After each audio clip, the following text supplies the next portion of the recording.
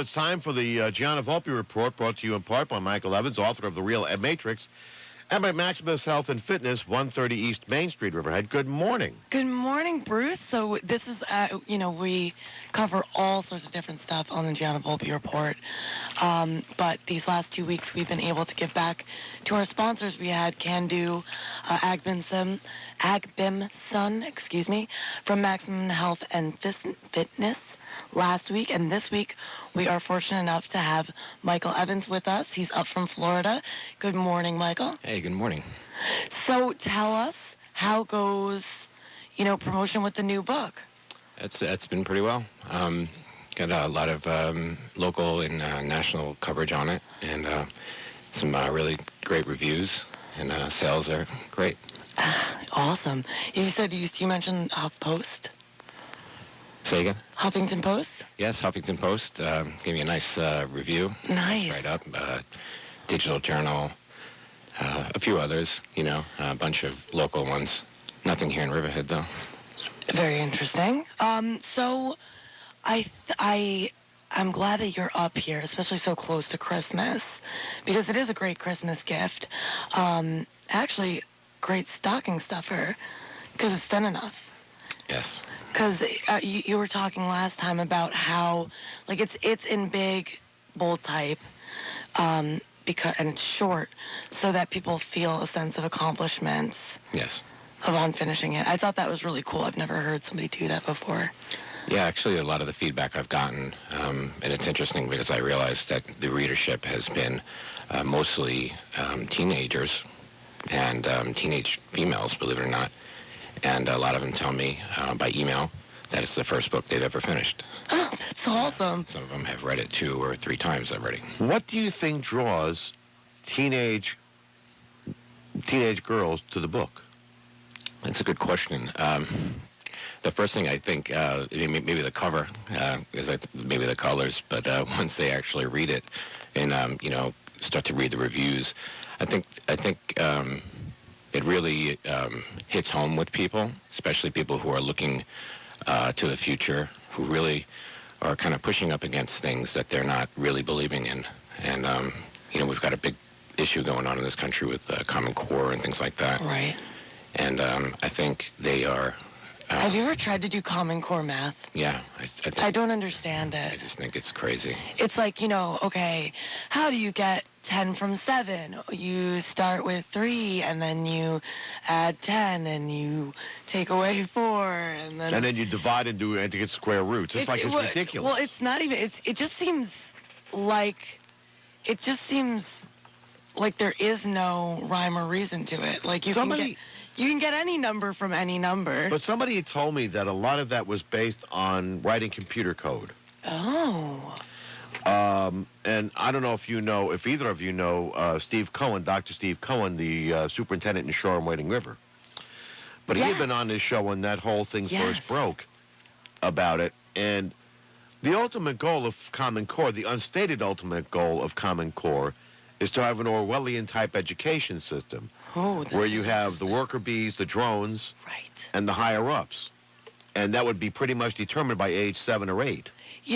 That's really funny that you say that, because I was wondering when I actually started to look at this, are they trying to take away the last vestige of critical thinking and of us being able to do anything for ourselves? It's more like, and Michael, feel free to agree with me all you want. Disagreeing, I'm not so sure. All kidding aside, but it's kind of like the reintroduction of the Soviet system of education from when that country was, prior to the collapse of the Soviet Union in 1992, where you pretty much knew at age 8 or 9 what this kid was going to do for the rest of their lives. So if you show promise, then they teach you real math. Right. Otherwise, you're a drone. You're a drone, and why teach you real math? You may be able to critically think and, mess things up for the... Not even so much that. It's more...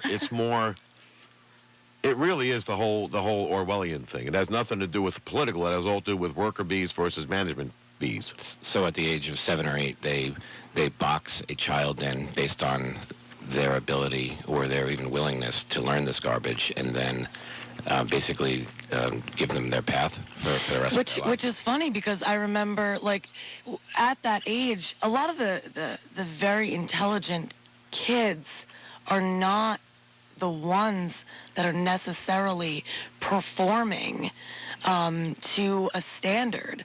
I know there's so many children who were quote-unquote problem children who were really just too smart for it. So it's sort of interesting. Kids who are bored in school act out. Mm-hmm. We know that. The good news with all this, though, is the president signed the bill into law that no longer ties Common Core to education funding. Remember the race to the top? If you didn't adopt Common Core, you didn't get the federal money. That's so. And once you adopted Common Core, you had to keep Common Core, or you wouldn't get free. You had to give the federal money back. Well, that's been changed, and I suspect that in a lot of school districts they'll be changing to something different. It's even like a because creepy name. It's been a total disaster. Common Core. I mean, think about this for a moment, Michael. Jeb Bush won't even use the word common anymore, and he was one of the first really outspoken supporters of it. Yeah, well, that's politics, and that's a whole other situation. Right. Well, And let's go back to the book. the book sort The of. question was, what draws teenage girls to it? Besides, and it's great, the cover art, by the way. The whole thing is talking about, expectations and the sort of weights that society puts upon you to act or be a certain way, and how none of that is really real. None of that really feeds what's inside, and none of that helps you to be your authentic self, and that is a huge thing for adolescent females, especially in such a strange time as this, where like females are like America, where America is like, well, actually no, males are like America. They still think they're number one, but really, like, since the man's session, yeah.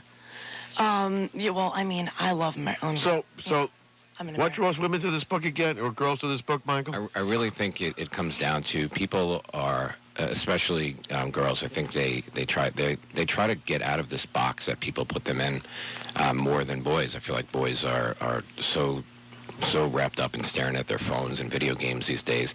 I think the girls have more time and they're a little more intellectual, and I think that they realize that the little box they've been living in their mind is not everything. And the smaller your mind is, the more you think you have all the answers. And I think that they push against that, and they're looking for some type of person to actually spell it out for them, to let them know they're not crazy.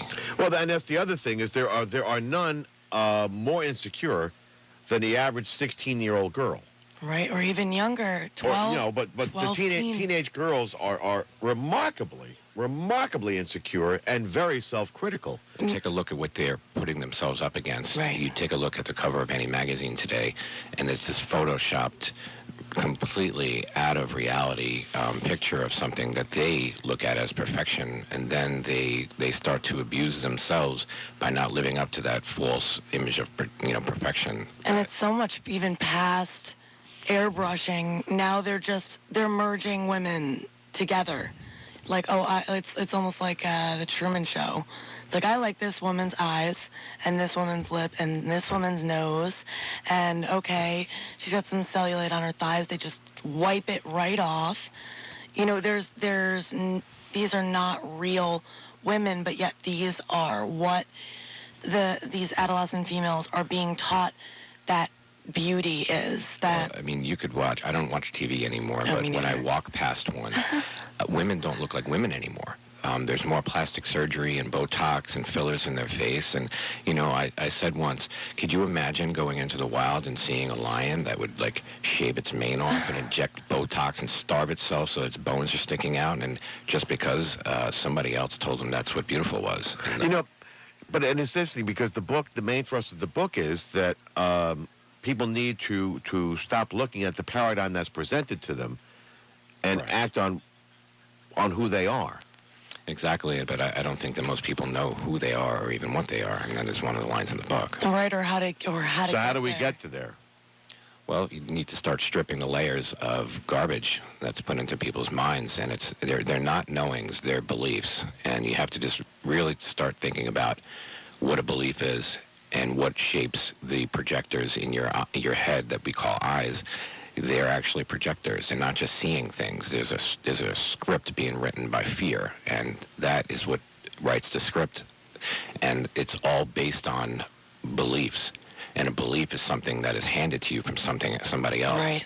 And then in comes with doubt. So when somebody hands you a belief that you are this or you are that, or this is what life is, or this is the American dream, which my new book coming out next July Yay! is called Checkmate, and it basically is a checkmate that you are put into, that you are this, you are that. It's a box, and it's what people call the American dream. And I think there was some salesman that coined that term, and everyone's been kind of going after it forever, you know. George Carlin said you have to be asleep to believe it, and that's true. Love it, George Carlin. Well, but it's interesting because a lot of this has to do then with acceptance. Mm-hmm. In other words, people project what they believe will be accepted by others. Well, and sometimes one of the most helpful pieces of the book for me was the idea of letting go of these certain things, because sometimes you don't even have a choice whether or not you're going to believe something that someone says. If someone says something to you enough times, whether or not you intellectually understand that it's not true, it crawls in there anyway. And so becoming conscious of the things that people have said to you about yourself, and being able to say, you know what, I'm letting that go. I'm forgetting about it. That's a really powerful, difficult, very conscious thing that you need to do. Well, if you've ever read The Fifth Agreement, that is the Fifth Agreement, is to be skeptical but learn to listen. So you don't have to agree with everything that people say, and you have to realize that you're observing. And when you're observing, you take things less personally. If you take nothing personally, you can just go through life observing and moving in the direction that you want to. And that's what I love so much about The Real Matrix. Like my dad, it's in my dad's bathroom right now, and he was like, I liked it, but it's all stuff like I've heard before, like that, there's nothing new that, but I liked that about it because it was sort of like a distillment of all these different great, books, persons of interest, and it's just boiled down so simply for anyone to read. So if you want to get a great stocking stuffer, go get Michael Evans' The Real Matrix. You can find it on Amazon. Correct. Amazon.com is usually the most affordable and quickest way to get it. All right. And then we'll be back after the commercial break.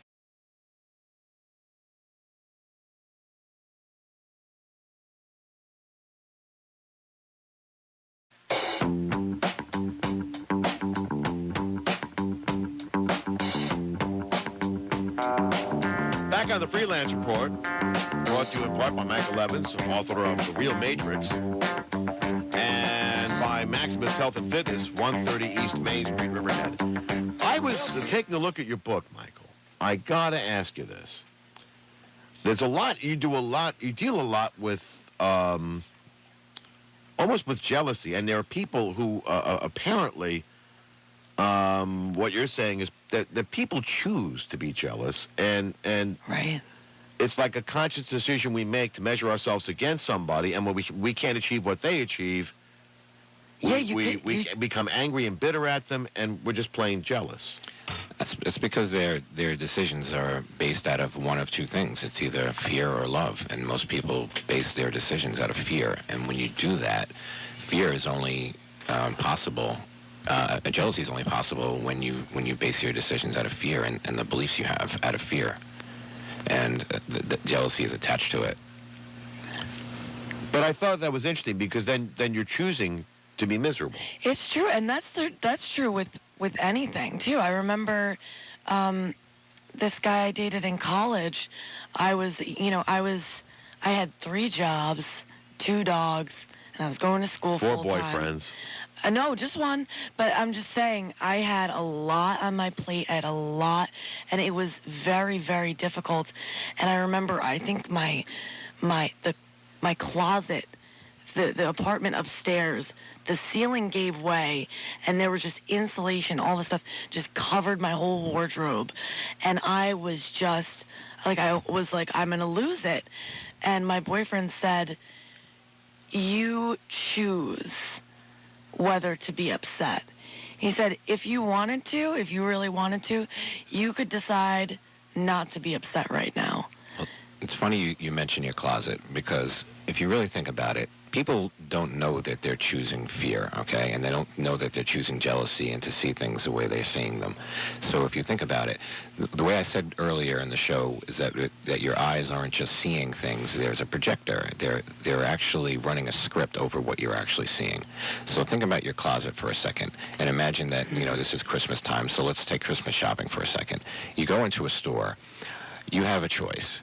You could look at everything that's ugly on the shelf and spend your whole entire time just contemplating how disgusting some things are that you don't like, or you could just stop paying attention to those things and you could pay attention to the things that you do like.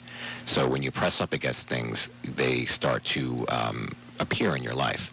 And what people don't realize is that by pushing against things, by not liking things that they see, and instead of just going in another direction, by actually contemplating and pushing up against it, it's like shopping and sticking all the things that you don't want into your shopping bag. Oh, yeah, with the best line, like, why would I reach into yesterday's garbage to prepare today's meal? I think that's the best line. It's been the most helpful. It basically, says, the past is dead and gone. The future has not happened. The only thing that is real is this moment right now, and you are choosing what it is. But you also have a phenomenon here going on right about now. Holiday season depression. Right. There are a lot of people who are tremendously depressed as we speak. And it's because of expectation. But how do you get around that? Well, it really comes down to letting go of certain things. Like I said before, with the, filling up your bag with the things you don't want and just paying attention to them, you drag that around with you like Santa Claus. It's like a big bag on your back, and everything you see and say and feel is filtered through that bag of garbage. And you really need to start letting that go and start observing life instead of trying to control it. Right. But that's something that, we're taught from the time that we're little, that we have control over our lives and we that we have this control. You find out to a certain extent you don't, and that's quite an eye-opener. Yeah, I mean, I don't know. I don't know how it is with others, but all I can say is personally, from when I stopped trying to control my life and started letting my life happen to me and for the universe to bring things to me, I have benefited greatly from that.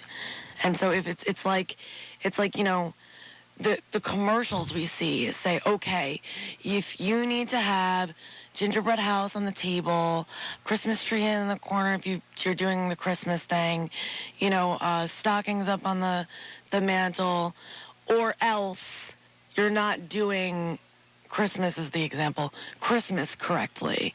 So if you don't have all those 4 things, then there's this feeling of I'm not doing it right, and you give yourself all these problems. Well, it's like, you know what?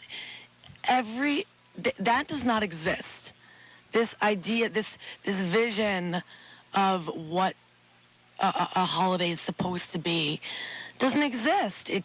It's unrealistic, and really what it's about is being grateful for each other and grateful for what you have. So just do that. I've got a little Charlie Brown Christmas tree. I'm gonna put like an ornament on it. I put my stocking on my tree. Take that, Christmas.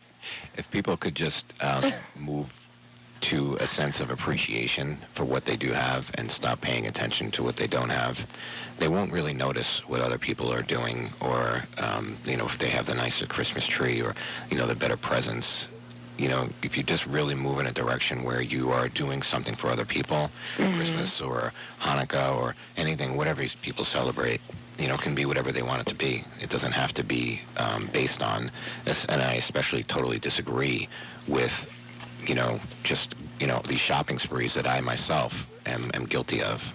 But it's funny you should say that, because there's a certain expectation, particularly with the holidays, and it's like, yeah, but a lot of that is built in, I guess, there like R.H. Macy and Company. They have Macy's at Christmas time is an amazing place because they merchandise really, really well. The merchandise just jumps off the shelf at you, and you want like 3 of everything, which you can't have, which already is a bummer. And I wonder how much of this is the result of commercialization of everything. Oh, it's totally. I mean, everything's commercialization here. I mean, we live in a capitalist nation. Exactly. I mean, it's like just the more you have, the better you're doing, according to what, that box that everybody puts themselves into. And it's just not the truth. But studies show that giving brings more pleasure than receiving. And so I really suggest people get out there. I know that today in Ronkonkoma, there's a Toys for Tots event. Oh, no, it's Boots on the Ground. It's Boots on the Ground, which is a New York organization. They're doing a toy drive in Ronkonkoma later this afternoon. Toys for Tots is another great organization. I'm not quite sure about the Salvation Army, how that works. I've heard some weird controversial stuff. I've done the kettlebell thing for the Salvation Army. I'm a little familiar. Yeah, I don't know. But their money, they do a lot of good things, particularly in times of disaster. So Salvation Army's there. But I wanted to go back to this whole thing about commercialization, expectation, and people's. Well, I guess now we have a nice new name for it, right? Seasonally adjusted disorder, or seasonal, seasonal affective disorder, and that's something that I have personal experience with, and it's largely mishandled, as are most disorders, and whether or not they even exist is up to debate by certain people, but seasonal affective disorder, it has more to do with light than anything else. And there's certain lights you can get and blah, blah, blah, blah, blah. But, really, I think we're more talking about like holidays, right? Well, unfortunately, seasonal affective disorder is probably worse now, at this time of year, right? Mm-hmm. So you have the holidays, and suicide is a very prevalent thing around this time of year. So I think seasonal affective disorder, and then you mix that with the holidays, and some people are enjoying the rain and the snow. They're skiing and they're playing in the rain, and others are dreading it. And when you come from that point of view, like I said, you can be in one place and you can look at things two completely different ways, and people are looking at it. The ones that are suffering when it snows and when it rains, they're looking at it as it's a bad thing instead of looking at it in another completely different way. Well, I'm hoping that with all this spring winter we've been having, I'm hoping that those that suffer from seasonal affective disorder and from depression are getting a little bit of an easier time this year. Michael Evans, so great to have you up here. So nice to have you in New York. Great show, and we'll see you next week.